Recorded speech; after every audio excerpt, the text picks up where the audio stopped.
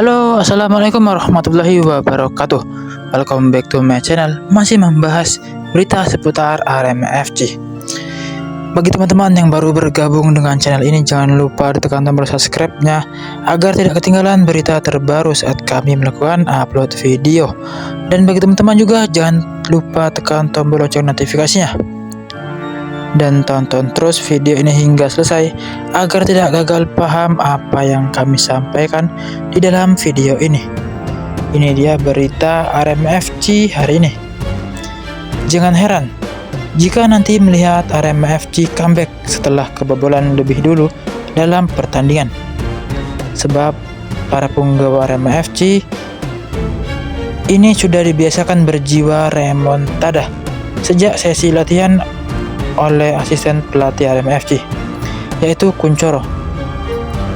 Sejak latihan perdana pada pertengahan Juni lalu, Kuncoro dipercaya memimpin sesi latihan sebelum kepala pelatih Arema FC yang baru, yaitu Marcos Santos, akhirnya bergabung pada 27 Juni 2025 kemarin.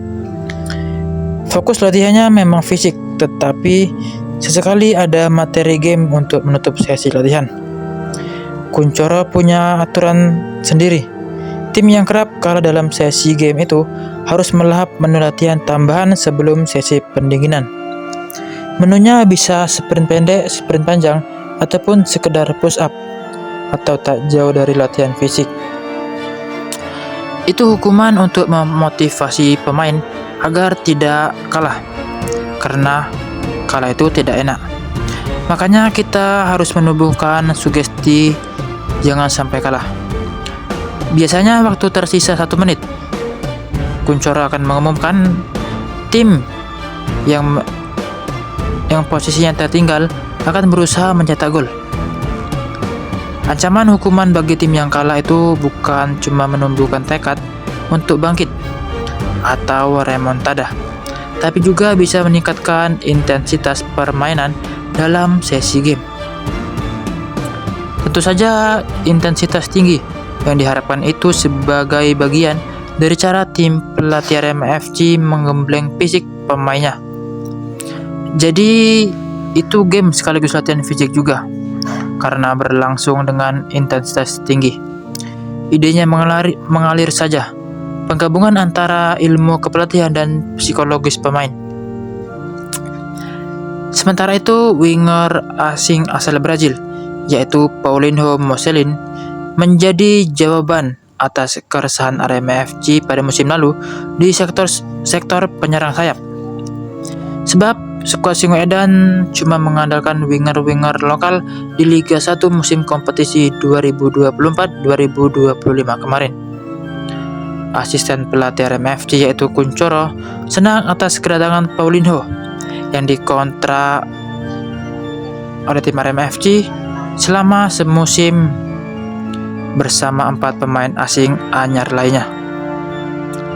Pelatih asli Malang itu sudah melihat sendiri aksi-aksi Paulinho dalam sesi game di latihan Arema FC.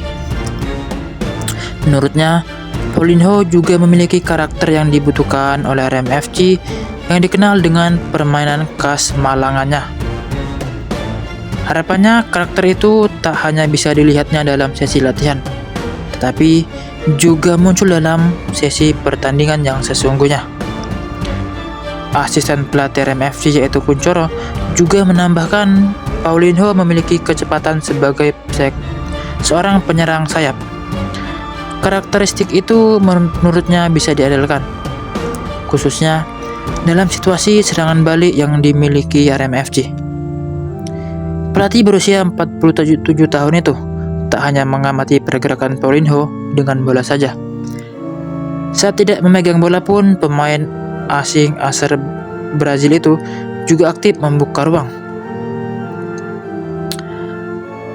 Center back alias back tengah Singoedan perlu kerja keras untuk mendapatkan kesempatan bermain. Itu menyusul pelatih kepala Arema FC yaitu Marcos Santos punya banyak pilihan amunisi di sektor itu. Dia bisa memainkan 2 stopper asing atau 3 pemain belakang dengan kombinasi lokal dan asing. Komposisi pemain di jantung pertahanan Singoedan ini di Piala Presiden 2025 bisa dibilang cukup variatif dan fleksibel. Tim pelatih leluasa menerapkan strategi yang ia inginkan. Itu karena ada 7 pemain yang bisa mengisi posisi tersebut. Sosok tersebut diantaranya yaitu ada Yan Mota, Odivan Koiric, Teles Lira, Julian Guevara, Bayu Aji, Anwar Rifai, sampai Brandon Skoneman. Nama terakhir itu telah mengikuti pemusatan latihan timnas U23. Kini jumlah legion asing tersebut lebih banyak dibandingkan musim lalu. Asisten pelatih RMFC yaitu Kuncoro juga mengatakan melimpahnya pemain di sektor itu menjadi persaingan ketat yang bakal terjadi itu merupakan hal yang sangat bagus. Tim pelatih mempunyai banyak opsi menurunkan para punggawanya. Kami bisa memilih siapa saja yang terbaik sesuai strategi dan kondisi yang paling bugar. Menurutnya, saat tidak banyak pilihan, pemain di sektor itu akan membatasi strategi yang ditetapkan. Contohnya pada musim lalu, 2 stopper lokal mengalami masalah lutut dan Choi Bokyung tidak bisa bermain untuk tim sampai kompetisi selesai. Akibatnya, tim pelatih harus putar otak saat ada center back berhalangan tampil atau cedera. Kondisi itu sedikit banyak mereduksi kekuatan tim serta membuat usaha menang di sejumlah laga semakin sulit. Singoedan sendiri tercatat kemasukan 31 gol dalam 17 laga di putaran kedua musim lalu. Selama waktu itu merasakan 8 kekalahan dan 5 kemenangan. Mantan pemain Persija Jakarta itu melihat terkait persaingan antara pemain untuk berlaga merupakan hal yang normal. Di sebuah tim harus terjadi situasi seperti itu. Alasannya bisa mendorong para punggawa tim untuk terus berkembang dan meningkatkan performanya masing-masing. Saat ini setiap posisi berisi minimal 2 pemain bagus, mulai dari lini belakang sampai lini depan. Asisten pelatih RMFC yaitu Kuncoro juga menjelaskan, setiap pemain perlu selalu dalam kondisi siap 100%. Saat dibutuhkan, bisa langsung memberi performa terbaiknya. Kompetisi musim depan bakal panjang.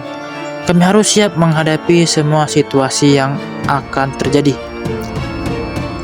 Di tempat revisa yaitu Odivan juga mengatakan komposisi skuad RMFC bagus, berisi pemain-pemain yang berkualitas. Tim ini butuh performa terbaik semua pemain untuk mendapatkan hasil yang maksimal. Dia akan berusaha bermain positif setiap tampil yang diberikan kepercayaan oleh sang pelatih. Para penggawa RMFC tampaknya akan mendapatkan dukungan langsung dari supporter setia RMFC yaitu Aremania. Pendukung Singoedan mendapatkan lampu hijau hadir di venue laga yaitu di Stadion Sijalak Harupat Bandung. Berdasarkan informasi yang digali wartawan, Aremania boleh memberikan dukungan langsung saat RMFC berstatus tuan rumah. Itu menyusul larangan supporter away ditetapkan di Piala Presiden 2025 ini. Karena itu, pendukung Singoedan dilarang hadir di Stadion Sijalak Harupat saat tim melawan Liga 1 Indonesia All-Star. Dalam laga yang berlangsung besok, yaitu 8 Juli 2025, RMFC berstatus sebagai tim tamu. Alhasil, harus siap bermain tanpa dukungan para pemain ke-12. Pertandingan tersebut akan berlangsung besok yaitu pukul 15.30 waktu Indonesia bagian Barat. Oke, sekian, terima kasih.